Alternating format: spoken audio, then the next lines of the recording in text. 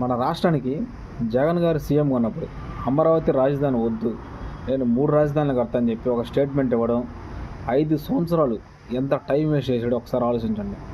So అదే 5 సంవత్సరాలు విజయవాడ మీద అభివృద్ధి కానీ పెట్టుంటే ఈరోజు ఈ పరిస్థితి మన రాష్ట్రానికి వచ్చేది కాదు. మన రాష్ట్రం ఇప్పుడు పూర్తిగా విజయవాడ వరదలో మునిగిపోయిందిరా ఏందిరా అంటే 5 సంవత్సరాలు వేస్ట్ చేసి ఈ సంక్షేమ పథకాలకే టైం కేటాయిస్తూ 3 రాజధానులు కట్టాలని చెప్పి మిగతా జిల్లాల మీద టైం కేటాయించాడు. సో అదే టైము ఈ విజయవాడ మీద కానీ కేటాయించుంటే ఈరోజు విజయవాడ నెంబర్ 1గా ఉండేది. ఎక్కడ వాటర్ ఆగిపోవాల్సినంత అవసరం ఏంది? డ్రైనేజ్ వ్యవస్థ ఎంత వెనకబడిపోయింది.